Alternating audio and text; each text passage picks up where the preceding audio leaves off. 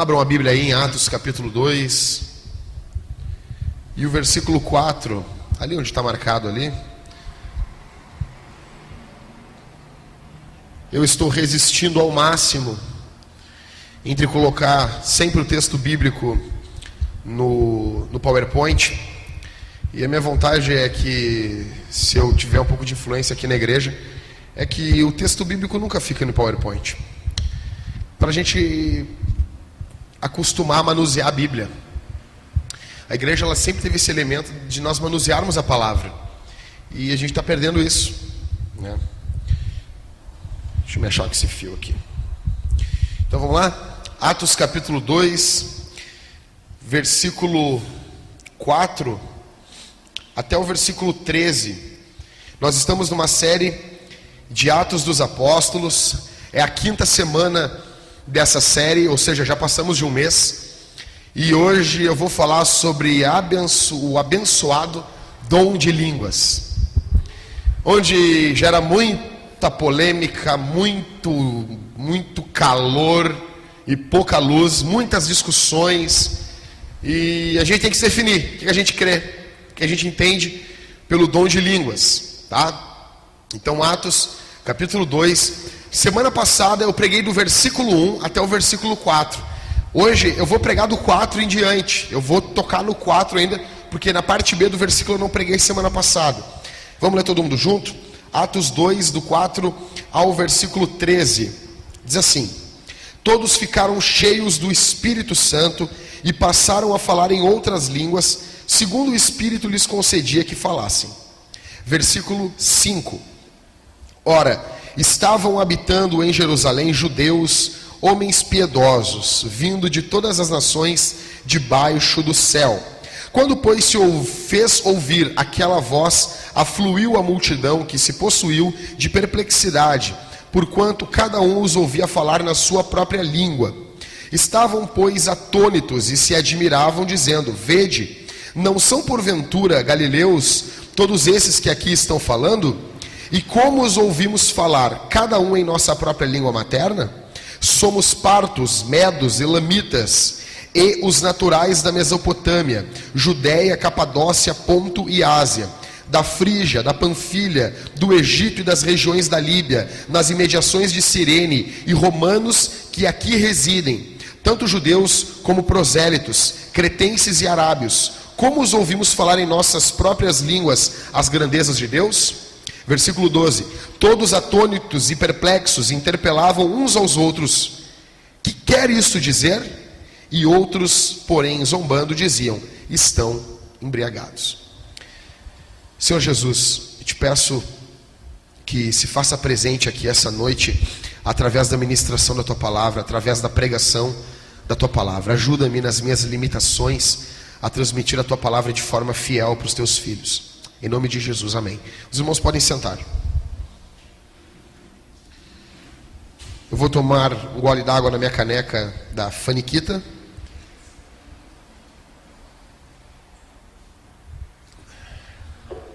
Então, vamos lá.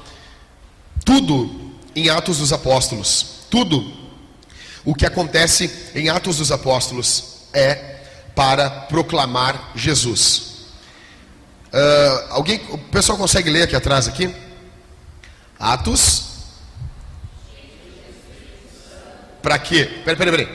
Lê aqui. Atos cheios do Espírito Santo para ficar pulando, plantando bananeira na igreja. Atos cheios do Espírito Santo para ficar falando em línguas, pulando num pé só na igreja. Atos cheios do Espírito Santo para ficar mostrando que é mais espiritual que o outro, porque tem mais o Espírito Santo do que o outro. Para que nós precisamos ser cheios do Espírito Santo? Para proclamar Jesus, ok? Então tudo em Atos, tudo o que acontece em Atos é para proclamar Jesus, é para apontar para Jesus. O enchimento com o Espírito Santo é para nos equipar, nos revestir, para proclamarmos Jesus. Jesus é o centro de toda a Bíblia. Jesus é o centro de toda a Escritura. Quando Jesus se reuniu com os caras, lá em Lucas, ele falou para eles assim: olha, vocês, o que está acontecendo? E os caras, não, morreu aí, não está sabendo das últimas notícias em Jerusalém? Não viu aí o noticiário do Boris Casoy? Tu não viu o jornal da Globo? Tu não ficou sabendo o que aconteceu? O que está acontecendo? Disse, não, Jesus, o homem poderoso, o varão poderoso em palavras, o homem de Deus, morreu. Daí a Bíblia vai dizer que Jesus vai mostrar para aqueles homens tudo o que todas as escrituras falavam acerca dele. Grave isso. O centro de Gênesis não é Moisés, não é Abraão, melhor dizendo, não é Noé, não é Enoque. O centro de Gênesis é Jesus. O centro de Êxodo é Jesus. O centro de Levítico é Jesus. O centro de Números é Jesus. O centro de Deuteronômio é Jesus. O centro de Josué, de Juízes, Josué é Jesus. Toda a Bíblia, o centro é Jesus. Ela aponta para Jesus. Por isso que nós não estamos interessados no que os judeus não messiânicos estão falando sobre a Bíblia, porque eles acham que Jesus não era o Messias, e nós entendemos que Jesus é o Messias, e eles não estão no nosso time, ok? Então toda a Bíblia aponta para Jesus, e como muitas pessoas leem muito sobre o Espírito Santo em Atos, elas acham que Atos está apontando para o Espírito Santo. Não, é o Espírito Santo que enche as pessoas para que elas vão até Jesus. Jesus é o caminho. Jesus é o nosso exemplo. Ele foi o Verbo encarnado, ok? Então tudo o que acontece em Atos, o propósito é apontar para Jesus. Todo aquele derramamento tem um propósito. Todo esse derramamento que nós lemos aqui em Atos 2, o que está acontecendo? Jesus veio, andou com os homens, nasceu de uma mulher, cresceu, com 30 anos ele começou o seu ministério, ele pregou o arrependimento, ele pregou o evangelho, ele fez maravilhas, ele fez milagres, e com 33 anos ele foi morto de forma injusta por homens maus e homens cruéis. Ele ressuscitou ao terceiro dia, andou com os homens 40 dias e deu ordens para esses homens. E quando ele estava indo embora, ele disse: fiquem em Jerusalém até que do alto vocês sejam revestidos de poder. Aconteceu que eles ficaram em Jerusalém orando, decidindo um pouco sobre a liderança, e eles foram revestidos depois de 10 dias. O Espírito Santo desceu sobre eles de uma forma impetuosa, como um vento impetuoso, como línguas de fogo. O poder de Deus desceu sobre esses homens. Isso foi o que nós pregamos semana passada. Hoje eu quero falar para vocês sobre a continuidade. O que esse Espírito Santo, quando ele desceu sobre a vida deles, o que isso gerou? O que isso enunciou? O que são essas línguas que eles falam? Todo aquele derramamento do Espírito Santo tem um propósito. Nós vamos ver muitos derramamentos em Atos, e muitas são as formas que ele ocorre, mas o propósito sempre é proclamar Jesus.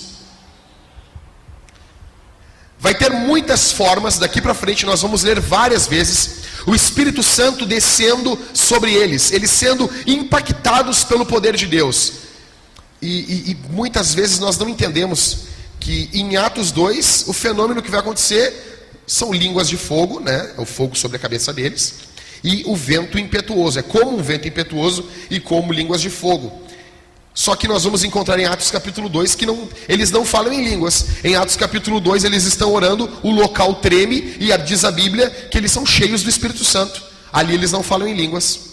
Outras passagens eles vão falar em línguas. Outras passagens Estevão vai estar sendo cheio do Espírito Santo. A Bíblia não diz que ele está falando em línguas, mas o rosto dele está brilhando como o rosto de um anjo. Então vai ter várias formas de várias manifestações, mas tudo é o Espírito Santo enchendo esses homens para que eles cumpram o propósito. Quero dizer uma coisa para vocês: o propósito de vocês no mundo. Qual o propósito de vocês nesse mundo? Qual o propósito da nossa igreja existir? O propósito da tua vida existir não é, você não foi feito para viver para você. Nós temos um grande problema. Nós temos um grande defeito. Nós somos criaturas e queremos viver como criadores.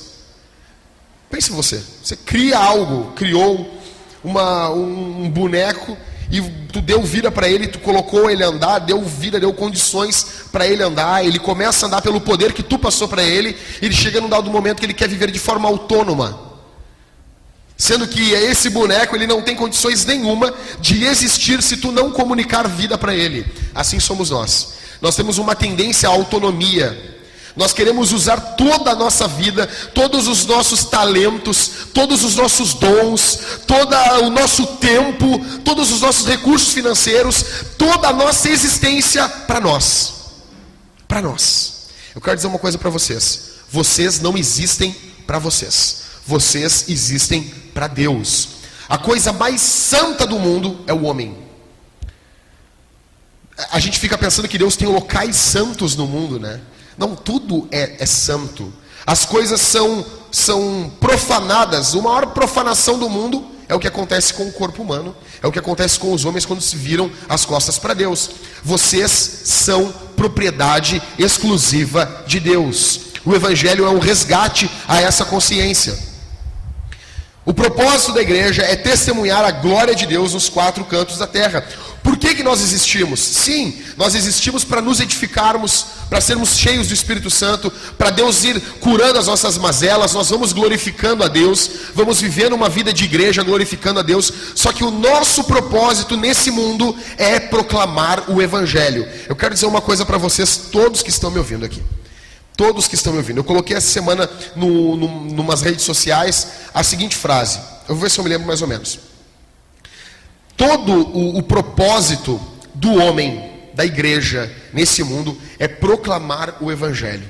É pregar o Evangelho. É levar o Evangelho. É fazer Cristo ser conhecido. 2 Coríntios capítulo 5, a Bíblia vai dizer, Paulo vai falar que Deus nos confiou o ministério da reconciliação, de sorte que nós vivemos, nós andamos no mundo como se Deus, pelo nosso intermédio, exortasse o mundo, chamasse a atenção do mundo, para que o mundo se reconciliasse com Deus. Entenderam? Nós vivemos de uma forma que, através do nosso estilo de vida, através da nossa pregação, é uma forma de Deus chamar o mundo a se reconciliar com Ele.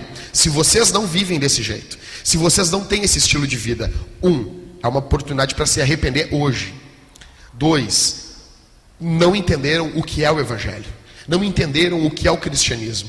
3, se insistirem em viver esse estilo de vida, onde eu vou para a igreja e eu somente recebo, eu somente escuto a palavra, eu sinto um calorzinho no meu coração, eu fico feliz, mas não tem piedade do colega de serviço, do parente, não reparte o Evangelho com ele. Quero deixar uma coisa bem clara para vocês. Quem vive dessa forma é um peso morto na igreja. E não digo aqui na igreja, mas eu digo na igreja de Jesus. É um peso morto. Os outros cristãos estão trabalhando, estão proclamando o Evangelho, estão pregando o Evangelho, e essa pessoa acaba sendo um peso morto. Jesus ama você, Jesus salva você, Jesus cura as suas feridas, Jesus te ama, Jesus é bondoso contigo. Pois bem, legal, que legal que Jesus me ama. Pregue o Evangelho em resposta a esse amor que Jesus teve por você, porque algum dia alguém pregou para vocês, tá bom? Bom, o que nós vemos aqui, pessoal, é um milagre acontecendo. Os caras estão orando e, do nada do momento, o Espírito Santo vem de forma impetuosa. Eu já falei semana passada que isso aqui é algo que vem do céu, não é fabricado pelos homens. Pedro não pegou o microfone e ficou dizendo assim, ó, diga glória, glória, glória. Vamos começar todo mundo a falar glória bem alto, todo mundo junto? Vamos? Todo mundo junto? Vai, querido, tu consegue? Consegue, Rob? Todo mundo junto falando glória bem, mas várias vezes, tá? 1, 2, 3 e glória. Repete glória, repete glória, repete glória, repete glória, glória. Vai, fala mais alto, fala mais alto. Olha aí, olha aí, olha aí. Capitão Planeta. Não foi isso que Pedro fez. Pedro não fez isso. Pedro não precisou fazer isso. Sabe por quê, pessoal? Sabe por quê? Porque quando o poder é de Deus, não precisa uma manivela no púlpito, não precisa um pregador ficar manivelando. A Bíblia diz, e de repente veio do céu um som como de um vento impetuoso. É Deus que veio ao encontro deles. E eu quero abrir aqui um parêntese, expressar o meu calvinismo, que de repente veio do céu, né? Não veio da terra. Na verdade, tudo o que nós temos vem do céu. A vida, o poder, a pregação, vem tudo do céu. A unção, a glória, o fogo, o que tu quiser chamar, vem do céu. Eles estavam ali orando, e se Deus não viesse, eles iam estar até agora orando lá, Senhor Jesus, manda poder, e eles iam estar até agora lá, mas de repente veio do céu sobre eles. Pedro não ficou ali dizendo para eles dizer glória, dizer aleluia. Não, eu não sou contra a glória a Deus, aleluia, eu gosto da glória a Deus, aleluia. Até abrir um parênteses aqui, todos os sábados às 7 da noite nós temos oração agora na igreja aqui, e ontem nós estávamos orando e, como é que é? Nós temos oração aqui na igreja. Vamos lá, eu gostei disso aí. Nós temos oração sábado às 7 horas aqui na igreja. Nossa. E eu falo glória a Deus, aleluia, várias vezes. Mas a questão é a seguinte, no culto também, o poder de Deus não depende disso. Vem do céu. E de repente esses caras aqui, esses caipiras, são um bando de caipira. É um bando, os galileus eram caipiras. Eles moravam num local bem rural, tinham um sotaque estranho, e eles eram tratados com desdém. De repente vem sobre eles poder sobrenatural, e é sobrenatural, do Espírito Santo. E de um dado momento, eles começam a falar em outras línguas. E eles vão começar a falar línguas de outras nações aqui, em Atos capítulo 2. Aí a Bíblia vai dizer que quando eles começam a falar essas línguas, eles começam a atrair a atenção do povo. Semana passada eu falei para vocês, mas vale a pena lembrar, o que está acontecendo aqui? Eles estão no meio de uma festa. Qual é o nome dessa festa? Qual é o nome? Pentecoste, né? São 50 dias após a Páscoa. Deu a Páscoa, 50 dias é a festa de Pentecostes. Essa é uma festa muito badalada lá em Israel, né? Eu acredito que o Amaury Júnior, ele cobria essa festa. Sim, aquele cara não envelhece, eu acredito que ele é dessa época. Mas era uma festa badalada mesmo, se vocês forem ler, vinha muita gente de muitas nações e viam nessa festa. A Hebe, eu acho que ela estava nessa festa aqui. Tô brincando. Bom, essa festa era uma festa muito badalada. Acontece que tá uma galera lotando Jerusalém, tá apinhado de gente, outdoor brilhando, venha para a festa de Pentecostes em Jerusalém, não perca, era carro de som passando na rua, festa de Pentecostes, não perca, uma festa ao Senhor. E eles estavam, o que celebrando na festa de Pentecostes? A colheita. Eles estavam celebrando aquilo que Deus deu para eles. Estavam glorificando e exaltando a Deus pela resposta que Deus deu, pela uma colheita boa que deu para eles naquele ano. Pois bem, eles estão tudo ali.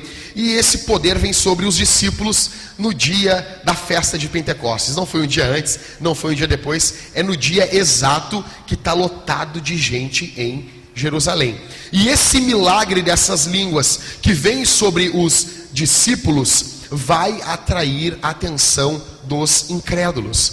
A primeira coisa que eu quero dizer para vocês é o seguinte: todo o milagre, ele aponta para Jesus. Todo o milagre, ele aponta para Jesus. Por isso que eu tenho bronca. Eu tenho muita bronca de milagre de palco. Tu consegue vir aqui, Bia? Tu pode vir aqui em cima um pouquinho? Vem aqui um pouquinho. Vem cá rapidinho. Correndo. Vem cá. Tu vai receber poder, tá? Recebe poder. Vai lá. Que legal, né? O Jackson, ele estende a mão sobre a guria e ela começa a pular. Esse milagre de palco, esse milagre que só acontece aqui em cima. Esse milagre que não acontece no dia a dia, que não acontece na padaria, que não acontece no cinema, que não acontece em casa, que não acontece no banheiro, que não acontece andando na rua, no serviço, em qualquer lugar. Interessante que quando a gente vê em Atos dos Apóstolos, os maiores milagres, eles acontecem em locais mais loucos. O problema é que nós estamos frustrados às vezes com os milagres, porque nós queremos que o milagre aconteça na hora do culto. O milagre tem que acontecer no palco, e o pastor, o pregador, tem que ter um jeitão de ungidão. Ele é o cara, ele domina o poder, ele é tipo o Haydn, Ele tem o poder na mão, ele domina, ele administra aquele poder, ele administra, e ele diz Shazam, e o cara recebe, e daí ele começa carregando de novo o loading ali em cima, né? Aí vai carregando, e vai... E vai carregando. Aí quando ele está com todo o poder, assim, cara, eu já vi cara picando a bola de poder na igreja. Eu já vi isso. O cara, tu vai receber o poder. E o cara quicando a bola. E daí ele pegou, eu vi isso. Ele pegou a bola de poder, e ele jogou no cara, o cara pegou a bola e caiu assim. Eu já vi gente metralhando o cara com poder. Não, eu vi isso. Não estou aumentando. O cara fazia assim, estilo, sabe assim, o Rambo, quando o Rambo mata um monte de gente, assim, chega a soltar sangue na câmera. Eu vi isso. Esses milagres de palco, esses milagres que apontam para o homem, é lixo, é demônio, é porcaria. Esses demônios aí dessas igrejas, que eu não vou citar o nome, né, Everton, mas essas igrejas que tem uns demônios de plástico, aonde, olha, qual é o teu nome? Meu nome é Chucaveira. O que tu está fazendo nessa igreja? Eu quero destruir com ela. E na outra igreja tu tá, eu tô naquela. Não tá lá, tá aqui. Tá falando no microfone, não tava lá na outra igreja. Bom, eu tenho raiva disso por quê? Porque todo milagre na Bíblia, ele aponta para Cristo. Ele aponta para Jesus. Ele não aponta para o homem. Jackson, não acredito. Não acredito. Vocês se lembram do paralítico? O cara é paralítico. Sei que vocês já leram os evangelhos, é lógico. Crente tem que ler os evangelhos. Bom, e o paralítico é um cara que ele é paralítico, né? E ele tem 4 amigos, e os caras vão carregar ele. Tá uma casa apinhada de gente, tem uma galera lotada. Aonde Jesus ia muita gente atrás de Jesus. Então essa onda de não, nós temos que ser um grupinho pequeno, isso é mentira do diabo. É normal nós sairmos para a cultura, sairmos para a cidade e influenciarmos a cidade. Isso é o estilo missional da igreja, nós temos que ter. Mas nós temos que ter o estilo também atracional. Aonde Jesus ia, multidões iam com ele. Lá está Jesus, e ele está dentro de uma casa. E os amigos vão levar um paralítico, e eles vão descer um paralítico na frente de Jesus, porque não tinha como entrar com ele. Eles não tinham feito ainda, a prefeitura não tinha feito uma rampa ainda, eles não tratavam bem os deficientes físicos. Então os amigos, eles vão abrir algumas telhas e vão descer o paralítico na frente de Jesus. Quando eles largam o paralítico na frente dele, o que Jesus fala para ele? O que Jesus fala? Jesus diz, perdoados estão os teus pecados. Os caras ficam loucos. Tu tá louco, Jesus? O cara está paralítico e tu vem perdoar pecado. É porque, na verdade, nós não temos noção do que é o pecado. O pecado ele é algo muito pior do que uma paralisia. Mas nós não temos essa noção. No grande dia do juízo final, nós vamos ter noção que o pecado ele é algo muito mais sério do que uma paralisia. Aí, os fariseus que estão ali, eles começam a murmurar de Jesus com a cabeça. Pô, esse cara aí, quem está pensando que é para perdoar pecados? Aí Jesus, conhecendo o pensamento deles, Jesus vai dizer assim, para que vocês saibam que o Filho do Homem tem poder de perdoar pecados. Levanta e anda. Aí o cara levantou, foi curado. Aí todo mundo vai à loucura, uma cura. Aí gravaram DVD, venderam, a grande cura, o milagreiro de Nazaré, o homem dos milagres, o fogo puro. Não teve isso. Jesus, ele não fazia esse tipo de coisa. Mas o interessante que eu quero dizer para vocês, pessoal, é o seguinte. Todo o milagre, ele aponta para Cristo. Todo o milagre, olha aqui para mim, deixa o Everton lá, pessoal, olhem para mim aqui. Todo o milagre aponta para Jesus. Todo o milagre aponta para a pessoa de Cristo e não aponta para os homens. Isso é o que acontece aqui. Quando começa a vir esse poder, esse enchimento de poder sobre eles, isso vai chamar a atenção para eles. E semana que vem eu vou falar para vocês sobre a pregação de Pedro, que vai apontar para Cristo. Isso é um milagre para atrair as pessoas a Jesus. Todos os milagres têm o intuito de apontar para Jesus. Então veremos que Deus fez um milagre em Atos. Na descida do Espírito Santo, esses homens começam a falar em outras línguas, ou do grego glossolalia. Glossa quer dizer língua e lalo falar, falar uma outra língua. Para que Jesus fosse proclamado a esses povos, vemos que o Espírito Santo supera as barreiras geográficas e linguísticas para alcançar esses povos. Pessoal, tem uma galera muito de outros países aqui. Deus vai ultrapassar uma barreira geográfica e essas pessoas vão vir até Jerusalém. Deus vai ultrapassar uma barreira linguística e vai falar na língua desses povos. Desde Cristo, Deus já está falando na linguagem do homem. Então aqui, fica com a Bíblia aberta aí. Isso aqui é para a gente entender. No versículo 5, no versículo 7, no versículo 9, 10 e 11, nós vamos ter alguns grupos de pessoas. E eu quero explicar para vocês quem são essas pessoas. Primeiro, no versículo 5, a Bíblia vai falar em judeus piedosos. Esses são homens hebreus que fizeram a peregrinação a Jerusalém. São hebreus que cumprem a lei, perfeito? No versículo 7, a Bíblia vai falar em galileus, que são os discípulos. Os galileus que estão falando em outras línguas.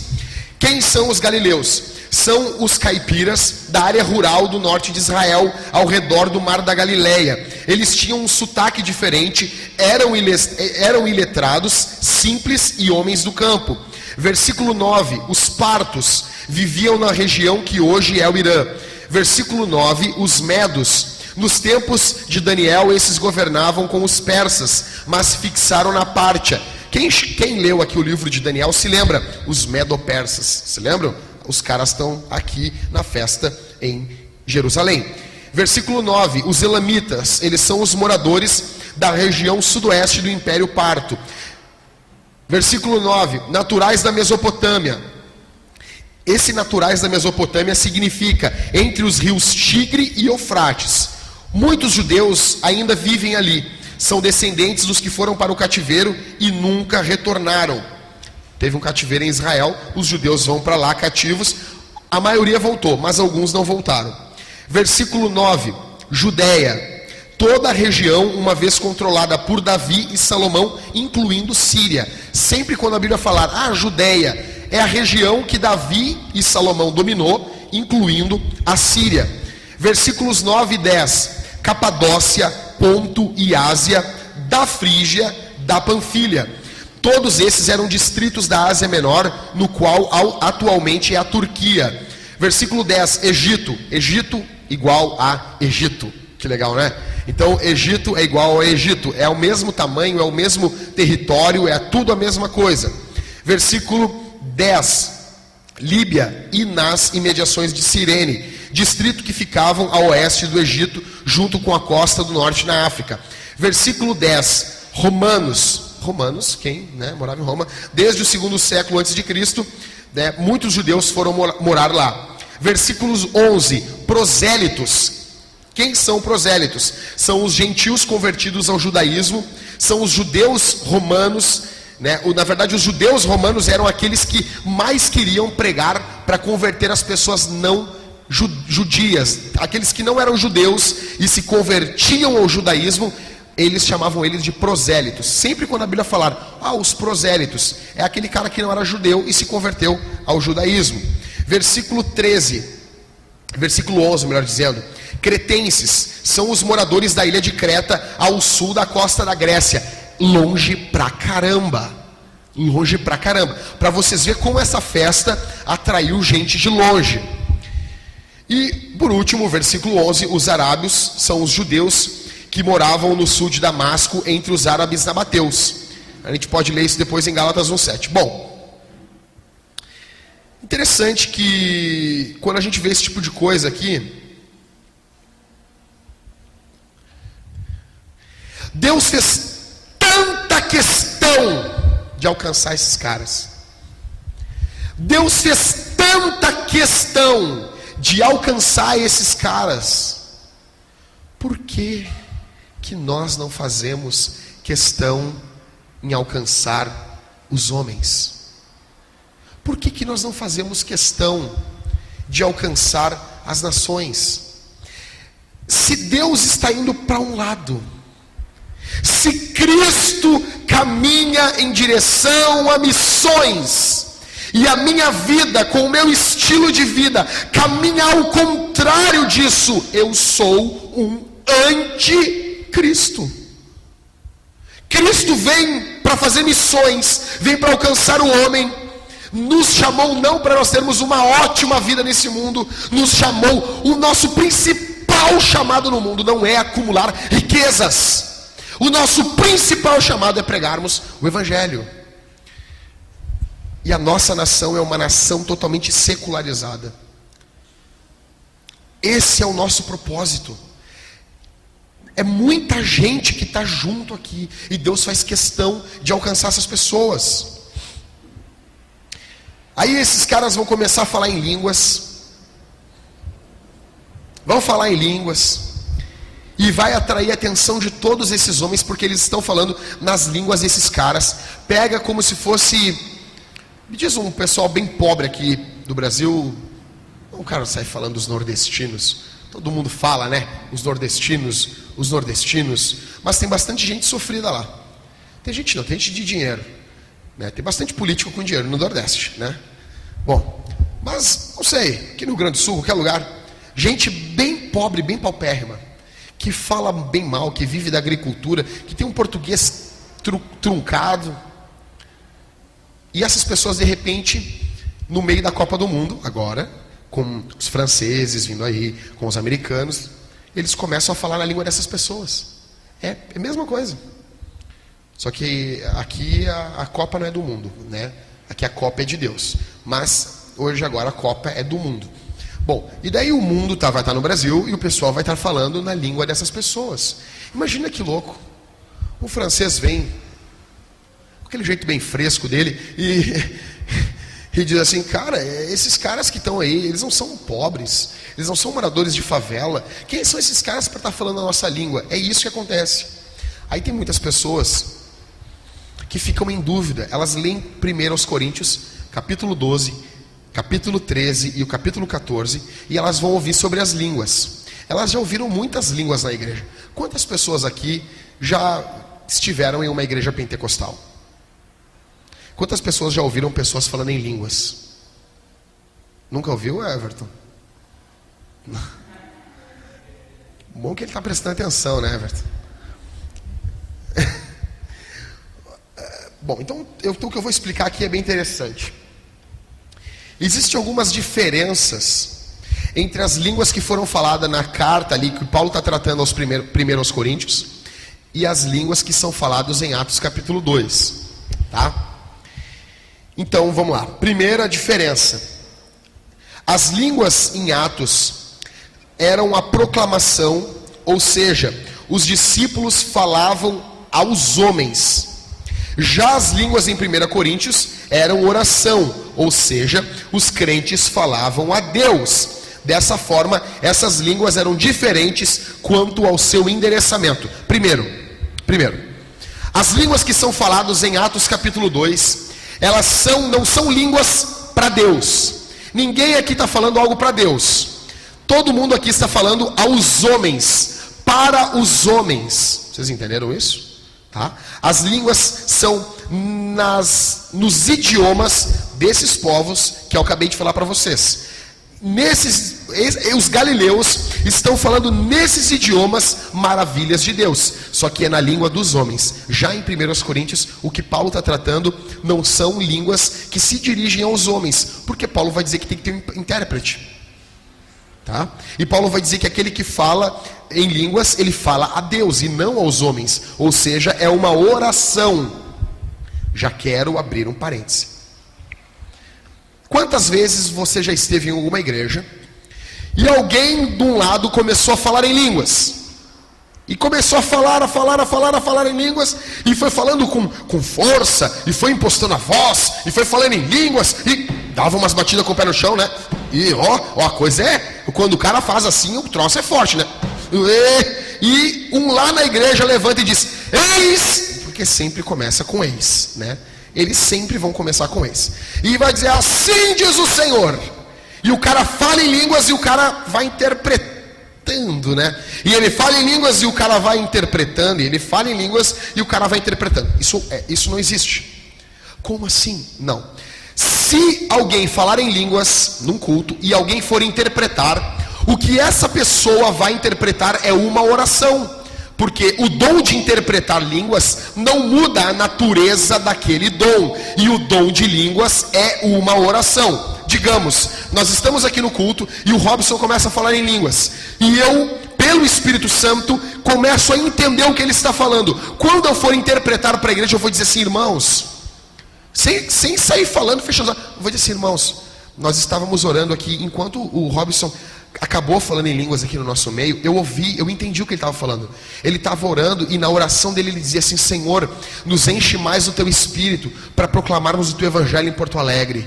Senhor, nós queremos te agradar com a nossa vida. O que o intérprete acaba de interpretar é uma oração, porque na carta aos Coríntios, as línguas que são faladas a Deus, que não são línguas de nações, são uma oração. Então, quando se interpreta, o dom não muda na hora que existe um intérprete. Ele não muda a natureza, ele vai interpretar uma oração. Tá, Jackson, tudo bem. Mas por que o texto diz que vai haver uma edificação do povo? Só vai haver edificação se for uma profecia. Não. Nós não somos edificados em ler orações na Bíblia. Nós não somos edificados em lermos orações de biografia. Por exemplo, eu pego as orações que Jonathan Edwards fazia e aquilo edifica a minha fé. Eu leio as orações que os heróis da fé, que Lutero fez, quase morrendo ali com Roma querendo matar ele. Eu leio as orações escritas dele e isso me traz ânimo. Então ouvir a oração. Outra coisa, quando vocês se reunirem para orar, não sai todo mundo gritando na mesma hora. Um levanta a voz em oração, as outras pessoas que estão ali ficam glorificando a Deus, ou se quiser fazer uma oração particular, ora mais baixo, e esse vai ficar quieto, o outro ora com tudo, com decência e ordem. Tá bom? E quando ontem eu estava orando, eu levantei minha voz e orei. Depois a minha esposa orou e eu me alegrava em Deus em ouvir a minha esposa orando. Eu fui edificado ouvindo a oração da minha esposa. Eu fui edificado ouvindo a oração da Mari. Eu fui edificado ouvindo a oração do Stefan. Eu fui muito edificado ouvindo a oração do Ever. Por quê? Porque ouvir a oração de uma pessoa nos edifica. É isso que Paulo está falando. A interpretação das línguas em 1 Coríntios sempre serão orações. Explicado isso? Amém? Segunda diferença entre as línguas de Atos e as línguas aos Coríntios. Então a primeira diferença é o endereçamento. Para quem é endereçado? Atos 2 é endereçado aos homens. 1 Coríntios capítulo 12, 13 e 14, as línguas são endereçadas a Deus. Segunda diferença. As línguas em Atos eram entendidas pelos diversos grupos linguísticos de judeus que habitavam Jerusalém. Enquanto em 1 Coríntios, as línguas eram ininteligíveis e existia a necessidade de um intérprete para traduzi-las. Consequentemente, elas eram diferentes também quanto ao seu caráter. Em primeiro lugar, então, eu falei para vocês que o endereçamento é diferente. Em segundo lugar, o que é diferente é o caráter da língua. A primeira língua, a língua de Atos, são línguas das nações. São outras línguas de outros povos. Isso acontece? Pode acontecer. É raro, mas acontece. As línguas aos coríntios já são uma língua de Deus. Provavelmente são línguas de anjos. Provavelmente. Paulo vai falar depois no capítulo 13, no versículo 1, ele continua na questão das línguas e dos dons, ele vai dizer, ainda que eu falasse a língua dos homens e dos anjos. Então muitas pessoas vão dizer, são a língua dos anjos. Eu acredito que são. Mas existe uma corrente teológica que entende que ali é a língua própria de Deus e não língua de anjo. É como se fosse uma linguagem que só Deus entende, tá bom? Terceira diferença, as línguas em Atos foram dadas a um grupo específico, num local específico, num tempo específico. Ao passo que em 1 Coríntios, as línguas são um dom espiritual que continua sendo outorgado a alguns para a edificação própria e a edificação da igreja. O que é dom? Dom é todo o presente, é toda a dádiva, é tudo aquilo que vem do céu. Só que o que Paulo trata aos Coríntios, que é uma carta normativa, para trazer uma norma para a igreja, são essas línguas que são faladas a Deus.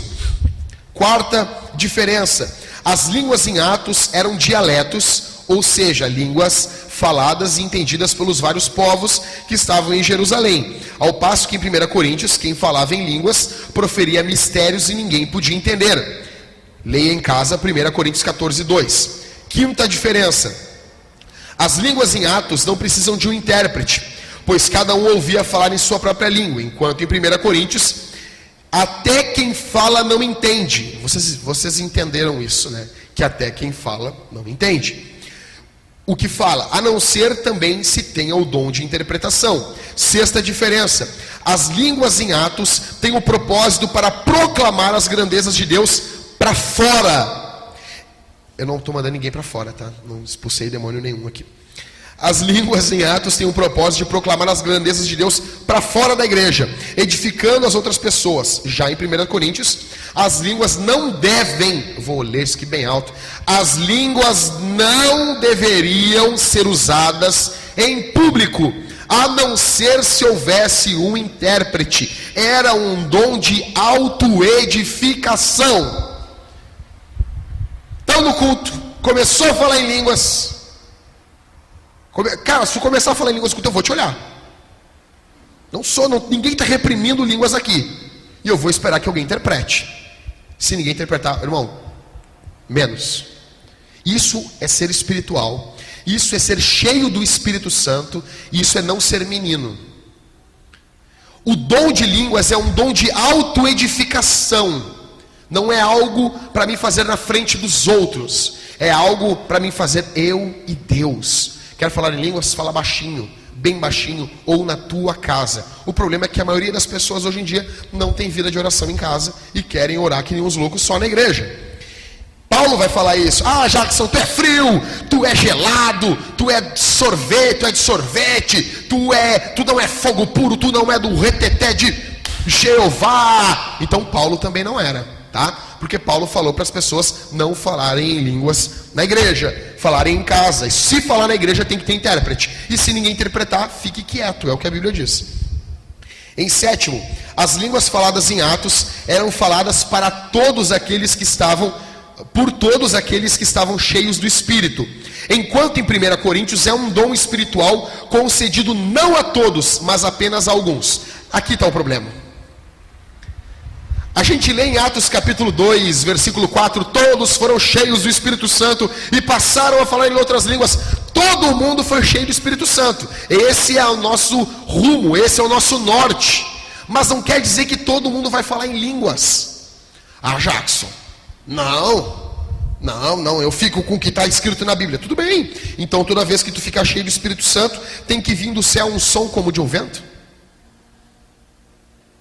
Toda vez que tu fica cheio do Espírito Santo, tem que vir distribuída sobre a tua cabeça língua de fogo? Não. Em Atos capítulo 4, eles vão ser cheios do Espírito Santo, sem falar em línguas. A minha pergunta para vocês aqui não é se vocês falam em línguas. A minha pergunta é se vocês são cheios do Espírito Santo. Se vocês são revestidos do poder de Deus. Se Deus tem enchido a vida de vocês. Em primeiro lugar, para viver a vida cristã. Em primeiro lugar, para ser crente. E depois para proclamar o Evangelho. Oitavo, as línguas em Atos são profecia, a proclamação das virtudes de Deus aos homens, ao passo que em 1 Coríntios são oração, palavras dos homens a Deus. Qual é a última menção que a Bíblia fala sobre línguas estranhas? 1 Coríntios capítulo 14, versículo 39, Paulo disse, e não proibais o falar em outras línguas. O que eu quero dizer para vocês? Falem em línguas. Usem o dom. Se Deus der o dom para vocês, se Deus der o dom de línguas, falem em casa, falem orando ou em pequenos grupos para que haja interpretação. Se não houver interpretação, fale baixinho. Conhecer uma igreja que o pastor da igreja fala em línguas no microfone, é furada, cara. É um menino que está pregando o evangelho ali, tá bom? Porque Paulo era o cara que mais falava em línguas. Ele não falava em línguas na frente dos coríntios. Ele dizia, eu tenho muito mais proveito de falar 5 línguas inteligíveis do que falar um montão de língua que vocês não vão entender coisa nenhuma.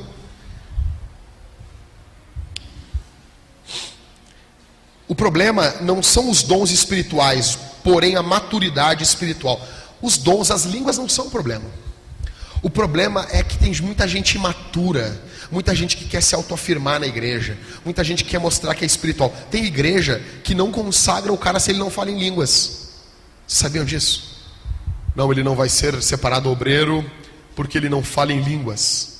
Cara, lê o que Paulo escreveu para Timóteo e lê as especificações de um pastor, de um obreiro. Se está ali, tem que ser marido de uma só mulher, homem fiel, honesto, que fale em línguas. Não está isso na Bíblia. Não está. O pastor não precisa falar em línguas. O pastor tem que abrir e falar a Bíblia. Tá bom? Muitos acreditam que tem o dom de línguas de 1 Coríntios é quem é batizado com o Espírito Santo, revestido de poder, cheio. Não. Todos os cristãos possuem o Espírito Santo. E as línguas não são a evidência do batismo ou da plenitude do Espírito Santo. Olha para mim. Com o começo do pentecostalismo, do qual eu tenho muita afinidade, muitas pessoas vão dizer, para a pessoa ser batizada com o Espírito Santo, e eu já expliquei para vocês que o batismo é a conversão, conforme Paulo vai falar aos Coríntios, e também Lucas utiliza essa mesma linguagem para o enchimento de poder. Nós já superamos essa crise, tá? Bom, e muitas igrejas vão dizer que a pessoa só é batizada se ela fala na língua dos anjos, correto? Já ouviram isso? Então em Atos capítulo 2 eles não foram batizados, porque eles não falaram a língua dos anjos. Eles falaram línguas de homens. Então eles não são batizados? Claro que são. Então eles não são cheios do Espírito Santo? Claro que são. As línguas estranhas não são a evidência de que uma pessoa foi cheia do Espírito Santo. Então qual é a evidência, Jackson? Como que eu sei? John Piper ele vai dar duas evidências. Primeira evidência que o Piper nos fala é um coração adorador. Primeira evidência que nós vemos que alguém está sendo cheio do Espírito Santo é um coração de adorador. Em Atos, capítulo 10, versículo 46, os discípulos sabiam que o Espírito Santo havia sido derramado, porque os ouviam falar línguas e exaltar ou magnificar a Deus. Falar em línguas é uma forma particular de liberar o coração de exaltação. Ela pode ou não estar presente. Em Atos 4:31, como eu já falei aqui, eles vão orar, vão ser cheios do Espírito Santo e não vão falar em línguas. Ou seja, só que em todos os casos, quando uma pessoa é cheia do Espírito Santo, ela é tomada por Deus. Não vou refazer essa palavra, essa expressão. Ela é cheia da plenitude do Espírito Santo. Essa pessoa vai começar a glorificar a Deus de uma forma extraordinária. O coração dela é transformado em um coração adorador. Mas uma coisa é certa: o coração no qual o Espírito Santo foi derramado irá magnificar e começará a magnificar a Deus. A adoração sincera e o louvor é a marca de uma experiência real do Espírito Santo. Eu quero dizer uma coisa para vocês: se vocês forem cheios da plenitude do Espírito Santo, o culto da vida de vocês muda. O nosso culto muda. A forma que a gente passa a cantar é diferente. A forma que a gente passa a orar é diferente. A forma das nossas prioridades da vida é diferente. A forma da nossa existência é diferente. É muito fácil ver um crente que não é cheio do Espírito Santo e um crente que é cheio do Espírito Santo. É diferente. A forma como ele canta, a forma como ele louva, não somente com a boca, não somente com as mãos, mas com a vida. Existe fervor na vida, existe ardência no coração, existe calor no coração, existe luz na mente. É diferente. Essa pessoa passa a glorificar a Deus. A nossa vida muda, o alvo dos nossos louvores muda. Antes nós louvávamos o dinheiro, antes nós louvávamos o pecado, antes nós louvávamos a carnalidade, antes nós louvávamos o mundo, o diabo, Satanás e toda a ordem da maldade. Mas quando somos cheios do Espírito Santo, o nosso alvo é Cristo, o nosso alvo é Deus, o nosso alvo é o Evangelho e a pregação até os confins da terra. Aleluia. Segunda marca que o John Piper nos fala: obediência. Não tem essa história de ser cheio do Espírito Santo e não ser obediente. Viver uma vida louca, viver uma vida de pecado e chegar aqui no púlpito falando em línguas e dizendo que é o Espírito Santo. Não é o Espírito Santo. Não é cheio, não é batizado. É batizado no batismo do diabo. Obediência. A outra marca que mencionarei é a obediência. John Piper nos fala em Atos capítulo 5, versículo 29, Pedro e os apóstolos dizem aos saduceus que os haviam prendido: importa antes obedecer a Deus que aos homens. Então no versículo 32 eles vão dizer: somos testemunhas destas coisas, e bem assim o Espírito Santo que Deus nos deu àqueles que lhe obedecem. Deus nos deu, passado, aqueles que lhe obedecem, hoje, presente. Aqueles que obedecem hoje foi porque eles foram cheios do Espírito Santo antes. Duas marcas para vermos quem é cheio do Espírito Santo: uma vida de adoração, uma vida de entrega, uma vida de adoração espiritual com a vida, com a boca, com as mãos, com o corpo. Sim, o culto muda, o culto dessa pessoa muda. E a segunda marca é obediência. Esses são os batizados com o Espírito Santo. Esses são os cheios com o Espírito Santo. Eles possuem obediência.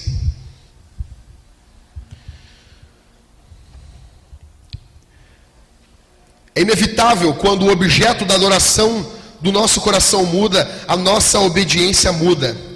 Quando Jesus, aqui John Piper dizendo, quando Jesus te batizar com o Espírito Santo, te injetar um novo sentido da glória de Deus, você terá um desejo de um novo poder. Atos 1:8, para obedecer. Se você fala ou não em línguas, você experimentará essas duas coisas. Se for batizado, cheio, como quiser chamar, com o Espírito Santo, um novo desejo para magnificar Deus e uma disposição poderosa para obedecer a Deus no cotidiano.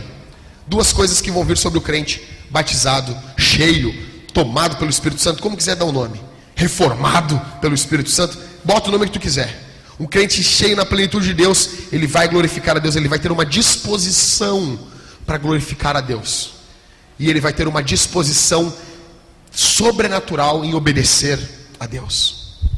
Bom, não vou correr muito, não vou demorar muito, mas eu queria falar para você sobre... alguém aqui já leu aquele texto da Torre de Babel lá em Gênesis? O pessoal se lembra? Tem uma similaridades e algumas coisas diferentes que aconteceram ali em Babel e o que aconteceu em Pentecostes. Eu queria mostrar para vocês. Nós estamos aqui com muitos efeitos especiais aqui na igreja, e vocês vão contemplar agora. Vai, cara, passa aí, olha aí. Meu Deus, volta e passa de novo. Olha só, olha só, que isso, passa aí. Meu Deus. Bom, vamos lá. Então, Babel, os caras vão fazer uma torre. Deus mandou eles se espalharem pelo mundo. Eles não querem se espalhar, eles querem ficar juntinho. Eles não querem povoar o mundo, eles querem ficar juntos, né? E eles vão ficar ali e não querem se espalhar. E a Bíblia conta lá que Deus desce no meio deles, confunde eles todos. E eles começam a falar cada um uma língua, tá? Isso é a amostra da confusão dos homens. Então, em Babel, uma cidade pequena, a primeira característica de Babel é que a cidade é uma cidadezinha pequenininha. Na comunidade de Pentecostes, não é uma cidadezinha pequenininha, é um grande reino. Nós pertencemos não a uma cidade pequena, nós pertencemos a um grande reino. Na comunidade de Babel, ela é construída para abrigar poucas pessoas. Na comunidade de Pentecoste, ela é construída para abrigar muitas pessoas. A comunidade de Babel é identificada pelos muros. A comunidade de Pentecostes é identificada pela ausência de muros. A comunidade de Babel resistia intencionalmente à diversidade. A comunidade de Pentecoste buscava intencionalmente a diversidade. Aqui eu quero abrir um parêntese. Olha aqui. Nós não somos tijolos. Como assim tijolos? Todos têm 6 furos. Por exemplo, o Rodrigo está usando uma camiseta do quê? Da Inter de Milão? Custou caro essa camiseta? Não lembra? Da Nike, bonita. Já, me esqueci do teu nome. O Paulão ali tá de traje. E tu veio junto com ele, cara. Ele maloqueiro desse jeito assim. Pô, o cara todo na estica aí, meu. E vocês são irmãos? Não, eu digo irmãos em Cristo, seu safado. Vocês deixam de se dar porque vocês são diferentes? Não, porque eles estão diferentes. O que importa na comunidade de Pentecostes é o que nos une são os laços do Calvário. Tá bom? Por exemplo, o Mateus botou brinco. Tá com brinco, Mateus? Vem cá na frente aqui, Mateus, por favor. Vem cá. Rápido.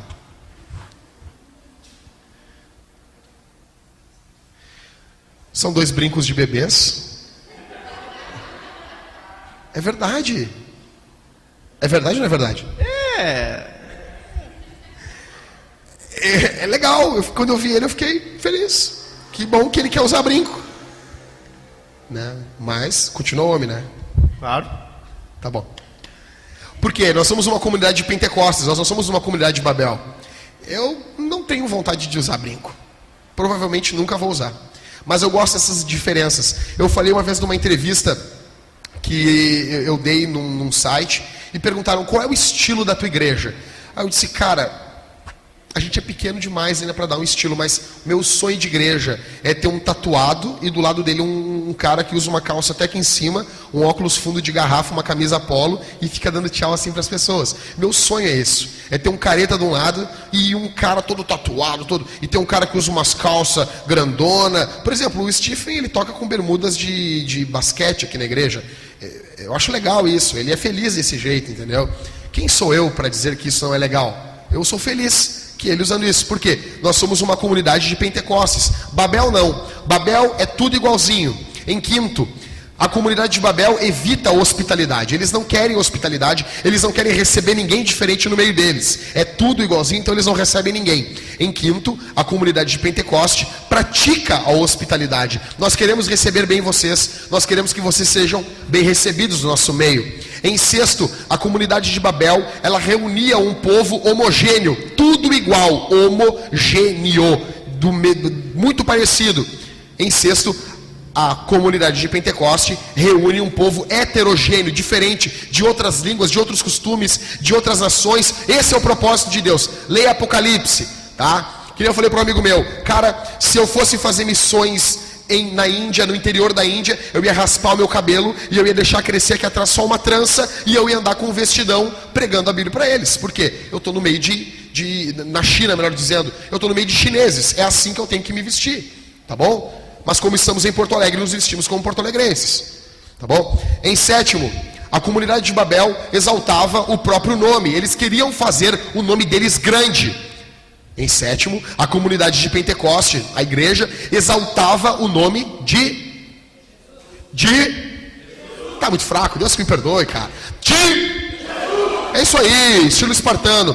Em sétimo, a comunidade de Babel, em oitavo, a comunidade de Babel, Deus desce até a comunidade de Babel. Vocês já leram isso em Gênesis. Deus desce no meio deles. Na comunidade de Pentecoste, em oitavo, Deus desceu até eles também. Só que na comunidade de Babel, Deus desce e Deus julga o pecado de Babel. Na comunidade de Pentecoste, Deus desce, mas Deus desce para perdoar o pecado da igreja, daqueles homens. Em décimo, na comunidade de Babel, Deus confundiu a língua deles. Em décimo, na comunidade de Pentecostes, Deus unificou as línguas deles. Pode passar aí, meu brother, para frente. Essas são as diferenças. Em Babel nós temos uma afinidade sem Deus. Não aspiramos crescimento, não queremos crescer, exceto pelos números de crescimentos internos. Ou seja, é uma igreja que cresce somente com o nascimento dos filhos. Não evangeliza ninguém. Nós tivemos 50 batizados, 58 foram só filhos de crente. Tá? Entendeu? Isso não é crescimento, isso não é vida com Deus. Nós temos tantos batizados. Não, quantos batizados não crentes vocês tiveram? Só filho de crente não conta. São pessoas que nós amamos também. Bom, em Babel é uma afinidade sem Deus. Não aspira o crescimento pelos números de crescimentos internos. Aspira só pelo crescimento interno, né? Não acolhe pessoas diferentes. Ou seja, perguntaram assim, um cara com a cara toda tatuada, um cara com a cara toda marcada, com os brincos desse tamanho, e botaram bem assim e perguntavam assim, cara, como que tu receberia ele na tua igreja? Olha, cara, eu ia tirar sarro com a cara dele, mas eu ia receber ele bem. Por que tirar sarro? É uma forma de incluir. Eu não tiro sarro do Robson, eu não tiro sarro do Stefan, o Stefan não tira sarro de mim, eu ia tirar sarro da cara dele, e isso é uma forma de incluir ele no nosso meio. Lógico, né, Rodrigo? Nós só faríamos isso só para incluir ele, não que nós somos folgados, que nós gostamos de brincar com as pessoas, né? Então, ele é mais uma pessoa. Babel, ela não recebe ninguém diferente. O seu alvo é continuar salvo e bem-sucedido. São aquelas igrejas que querem ficar bem. Não, o mundo que se exploda, o mundo caindo, se matando, todo mundo indo para o inferno, todo mundo desesperado com o fim do mundo, e a igreja falando, Pai, meu papai, papai. Clic, clac, puf. O alvo é continuar salvo. Vamos ficar aqui no nosso jeitinho, vamos ficar tudo bonitinho, tudo está tão direitinho aqui dentro, tão bonitinho, vamos ficar todo mundo a salvo. É ser uma comunidade como único alvo de quem vive a Babilônia, de quem vive o modelo babilônico, né? Essa é uma igreja babilônica, Babel. A resposta de Deus é o julgamento sobre essas igrejas. Se nós formos uma igreja que vamos viver esse modelo, Deus vai nos julgar. Agora, Pentecostes. A comunidade vive para a missão de Jesus. Não tem um fim em si mesmo. Olha aqui para mim. Estou correndo que eu estou apertado com o tempo.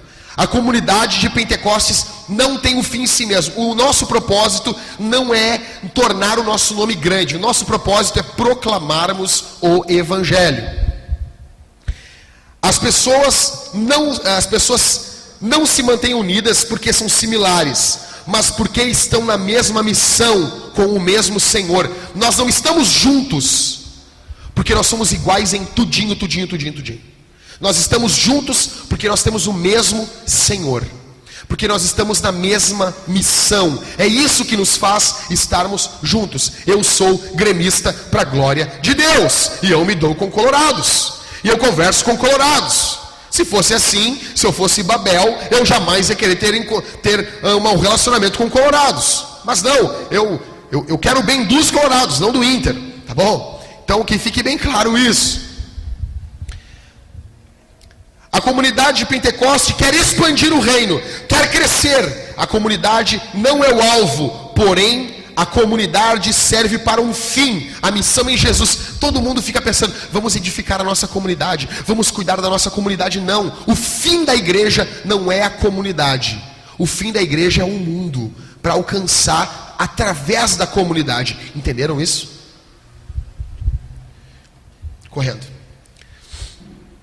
Como que essas pessoas que são cheias do Espírito Santo são tratadas pelos homens? Os carnais recebem sempre os dons de Deus dessa forma.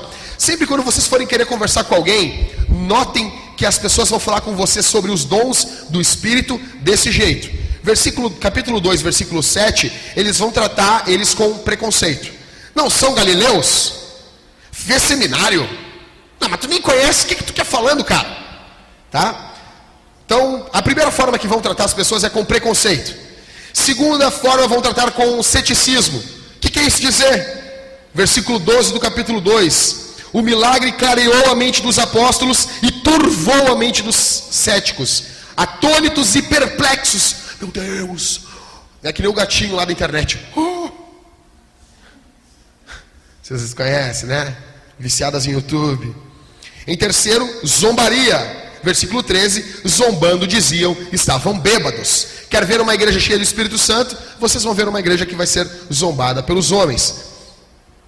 Para terminar, as perguntas mais comuns sobre o dom de línguas. Quais são as perguntas mais comuns? Eu quero responder ela e quero acabar com vocês. Não acabar com vocês, acabar com o tema, tá? Passa aí, meu velho. Primeira pergunta com o nosso efeito miraculoso. Todo o cristão deve ter o dom de línguas? Não. Paulo vai falar em 1 aos Coríntios, no capítulo 12, versículo 30, ele vai fazer uma pergunta retórica. Todos têm o dom de curar? Todos falam em outras línguas? Interpretam todos? Não. São todos apóstolos? Não. São todos profetas? Não. E nesse capítulo 12, Paulo está fazendo uma analogia que ele mais gosta, é a analogia do corpo. Tem uns que vão falar em línguas na oração. Tem outros que vão profetizar. Tem outros que vão ser evangelistas, vão pregar o evangelho de forma compulsória para as outras pessoas. Tem outros que terão o dom de servir, de ajudar. E nós somos um corpo. E pessoal, olha aqui para mim. A única coisa que eu não achei serventia para o meu corpo é o meu minguinho do meu pé. Que para mim ele só serve para me bater nas quinas das coisas. Né? Eu não achei serventia para ele ainda, mas deve existir. Que é, Thalita? A Thalita, ela pinta o dedo dela do pé de uma forma muito linda. O dedinho dela tem uma micro-unha e ela só passa assim o esmalte assim, ó, no meio. Só assim, né, amor? Coisa mais linda, né? Ou seja, ela nem queria ter, parece que ela... por que eu tenho esse dedo? Eu fico pensando, por que eu tenho esse dedinho? Eu não achei um propósito para ele existir, mas ele deve ter um propósito. Mas eu sei que, cara, se nós perdermos os polegares, estão ferrados. Já tentou viver uma vida? Tem um cara na internet que ficou não sei quantos dias vivendo sem usar os polegares. Na internet tem de tudo, né, cara? E o cara, ele amarra aqui e ele vai pegar as coisas sem os polegares. É terrível. Então, tudo tem um propósito. Nós não somos iguais e cada um tem o seu lugar dentro do reino. Eu quero dizer, vocês são diferentes uns dos outros para a glória de Deus. Que bom, que bom, que bom que existe diferenças de dons. Que bom que uns querem orar e serem pregadores, serem pastores, e outros querem cantar. Outros têm, eu tenho um chamado para para trabalhar com crianças. Outros têm um trabalho, eu tenho um chamado para trabalhar em presídios. Isso é igreja. Tá bom? Tá bom? Então, nem todos falam em línguas. Paulo vai falar ali em casa, capítulo 12, o versículo 8 ao versículo 12, tá? Nem todos falam em línguas. Em Atos 2 todo mundo fala, 1 aos Coríntios não é todo mundo que fala. Pergunta número 2, passa aí. O dom de línguas é para hoje? Sim, óbvio. Vai ter os cessacionistas, que são um grupo de pessoas amarguradas com a vida, tristes com a existência, e eles vão dizer que tudo cessou, acabou. Eles adoram dizer isso. Acabou. Eles são aqueles caras chatos das igrejas que desligam a luz e vão mandando todo mundo embora. Eles não têm alegria de viver. A maioria deles são pessoas que não são felizes. E eles dizem que isso cessou. Eles ensinam que certos dons miraculosos, sobrenaturais, cessaram pela virada do 1º século. Tipo, estava acabando o 1º século da igreja e o pacote dos dons, quando veio para a igreja, veio com prazo de validade ali, ó, válido até 1/1 do ano 100, né? Ou válido até dia 31/12 de 99. Quando virou para o ano 1 ali, falaram esses dias para Mari que Paulo ele estava pegando o finalzinho do dom, então uma hora funcionava, outra hora não funcionava, né? Uma coisa muito louca essa gente. O interessante é que eles vão estuprar um texto da Bíblia, eles vão tratar o texto da Bíblia de 1 Coríntios 13 de forma como um lixo, eles vão tratar que nem um lixo esse texto. O oposto dos cessacionistas são os continuistas, somos nós, grita ré. Somos nós somos continuistas porque nós acreditamos que Jesus não mudou. O oposto do continuismo é isso, ele ensina que todos os dons espirituais, sobrenaturais continuam até o dia que eles cessarem, quando Jesus vier. Primeiro, devemos analisar o que foi dado para a igreja cumprir a sua missão. Qual é a missão da igreja? Evangelizar, perfeito? Então os dons são cura, profecia, ensinamento. Nós precisamos disso para cumprir esse ministério. A igreja do 1º século precisava disso para cumprir o ID. Nós precisamos cumprir o ID ainda, então estamos na mesma missão, estamos usando as mesmas ferramentas. Isso não acabou, isso é simples, é muito fácil de entender. A pergunta para vocês que eu tenho é a seguinte: o Robson chega no céu, aí ele está no céu, aí ele está caminhando lá e ele vai encontrar um cara. Ele vai precisar no céu do dom de curar, para curar o cara? Não, porque lá não tem doença. Aqui tem doença? Aqui tem doença. No céu não. É diferente. Estamos entendendo. O Robson está caminhando no céu, bem feliz, lá, e ele encontra um cara que não é cristão. Ele vai evangelizar no céu? Por quê? Porque ele não vai encontrar o cara que não é cristão. Ele não precisa de evangelismo no céu. Perfeito? Ele vai estar lá no céu e ele vai ser tocado pelo Espírito Santo para falar uma profecia com uma pessoa? Não, por quê? Ele está no céu, lá não precisa. Ou seja, nós estamos aqui, nós precisamos desses dons. Tá? Em 1 Coríntios, para detonar, para dar um tiro de bazuca nos sensacionistas, vocês vão verificar algumas palavras bem rápido. Primeiro, a Bíblia vai dizer que vai cessar as profecias, as línguas e a ciência, o saber. Tá? Para os sensacionistas cessou as línguas e as profecias. A ciência continua. Eu não sei de onde eles tiram essa forma tão pífia de interpretar a Bíblia, que uma parte cessou, mas aqui não cessou mais. Muito legal. Eles vão dizer no versículo 9 de 1 Coríntios capítulo 13, em parte conhecemos, em parte profetizamos. Então quer dizer que os sensacionistas agora conhecem tudo. Eles não conhecem ainda em parte? Não, nós continuamos conhecendo em parte. Nós não conhecemos tudo. Aí vai dizer, não, porque quando vier o que é perfeito, 1 Coríntios 13, quando vier o que é perfeito, então eles vão dizer, o texto vai dizer que quando aquilo que é perfeito vier, nós não precisaremos mais dos dons. Aí os sensacionistas vão dizer que o perfeito é o cânon. Não, o perfeito é uma pessoa, o nome dela é? Isso é muito fácil de entender. Não preciso...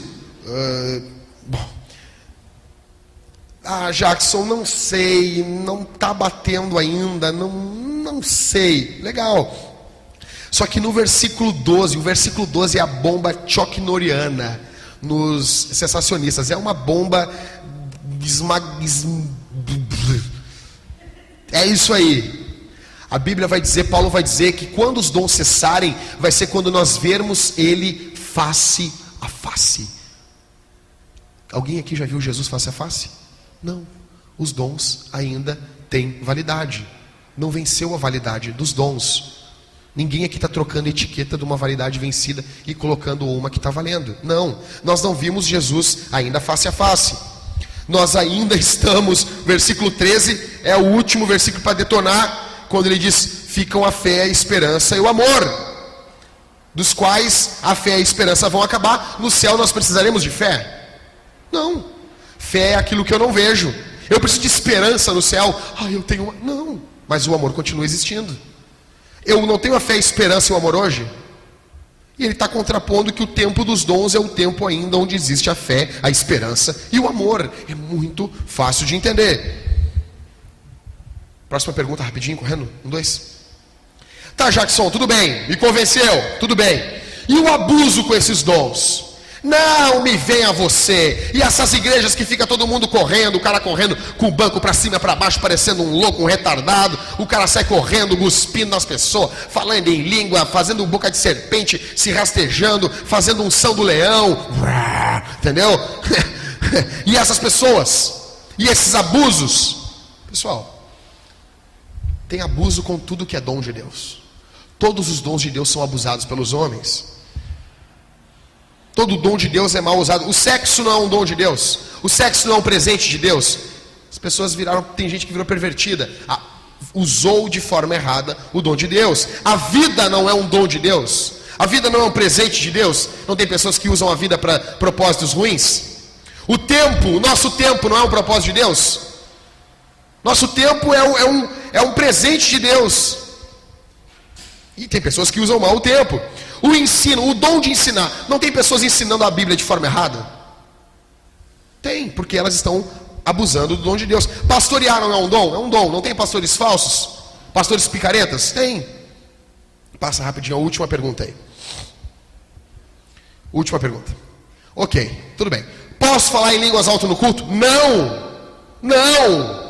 No culto são só coisas que edificam os outros. Por isso que o culto é a forma mais simples que nós temos. Por exemplo, eu não vou ficar aqui na frente rodando com um monte de lençol na frente. Isso não importa para vocês.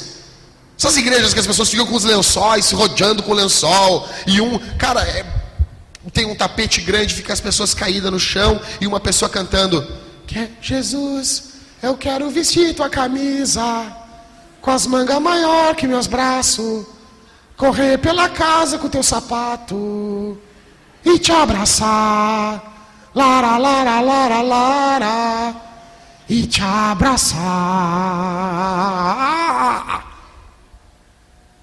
Quer ouvir esse tipo de música? Não pode ouvir? Pode ouvir, é bonito, ouve em casa. É um tom, essa música tem um tom poético, ela é linda demais para ouvir em casa. Para ouvir em casa. Não vão cantar isso na igreja. Não vai ter as pessoas assim: Pai, meu Pai. Não. Quer fazer isso? Isso é bonito. Isso é bonito demais. Eu acho lindo isso. Sério. Mas em casa. O problema todo, terminando a minha mensagem, é quando as coisas que são públicas se tornam privadas e as coisas que são privadas se tornam públicas. Por exemplo, não tem os louvores aí que diz assim, ó: eu sou livre para correr. Vocês já ouviram isso aí? Que é coisa mais retardada que isso, né, tchê? Mas cara, imagina um tapa bem dado lá do ouvido. É uns mangolão, cara. É uns caras que não tiveram infância no culto e eles ficam correndo. Cara, eles fazem trenzinho da alegria, com a mãozinha na cintura um do outro, cara. Primeiro que seja coisa de fresco. O cara vem botar a mão na minha cintura correndo atrás de mim, eu já disse: ih, rapaz, sai daí, tchê! E eles ficam correndo e um cara cantando ali com 2 acordes que eles são livres para correr. Cara, vocês já não corriam antes de Jesus salvar vocês? Jesus não morreu na cruz. Eu estou morrendo na cruz para que você corra. Corra, Forrest.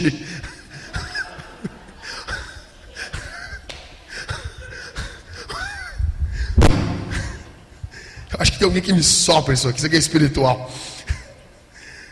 Eu tenho um louvor também que diz assim: eu sou livre para pular.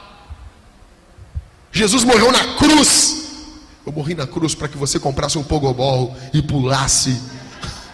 Não! Jesus não morreu na cruz para tu pular. Não que pular é pecado, quer pular, pula. Quer pula, pula, pula, pula. Mas isso não é o propósito da morte de Jesus. Eu sou livre para dançar. Hoje o cara chegou para mim: Jackson, eu gostava dos teus posts, eu gostava dos teus vídeos, eu gostava dos seus hinos, mas os teus vídeos, os teus hinos, as suas frases no Facebook foram me aprisionando. Aí eu fui adorar na igreja e eu não pude levantar as mãos, e eu não pude dançar, não pude flutuar no espírito fresco, tá? E eu não pude flutuar, eu queria flutuar. As coisas que é flutuar é coisa de borboleta, né, tia? E ele queria flutuar no espírito, e ele disse que na hora que ele estava no culto, ele se lembrou de mim. Isso é culpa do Jackson, ele está me aprisionando, eu quero me rebelar. Ele quer sair do armário, entendeu? Ele quer pegar e quer pular, ele quer... Cara, Jesus não morreu na cruz para ninguém virar dançarino. Jesus não morreu na cruz para tu te tornar o Baryshnikov de Jesus, para virar o Carlinhos de Jesus. Quer dançar, dança. Não tem problema, não é pecado. Eu danço lá em casa todo duro com a Thalita, porque ela vem do interior e ela sabe dançar essas danças de bandido. Ela sabe dançar esses negócios. Eu não sei, eu fico pisando no pé dela o tempo todo. Eu gosto de dançar com ela. Talvez um dia a gente tenha um dia de dança, de teatro, de música, de apresentação aqui na igreja. Mas não é culto. No culto a gente tem que entender o que o outro está falando. O culto é racional. Entenderam? O problema é quando o público se torna privado e o privado se torna público. Eu sou livre para gritar. Já viram isso? Aí todo mundo grita na mesma hora.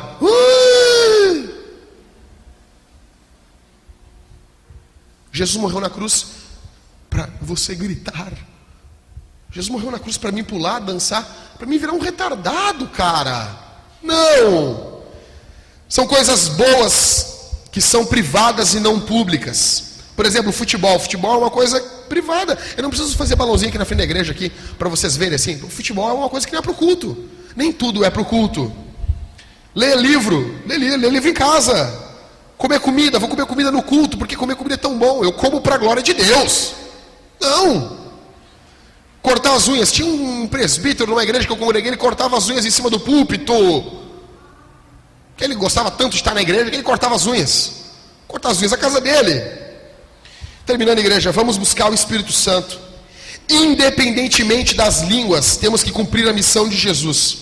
Então nos acheguemos a Deus nesse tempo oportuno. E não nos esqueçamos, é tudo sobre Jesus. E eu encerro a minha mensagem dizendo: avante, Vintage 180. Vamos ficar de pé.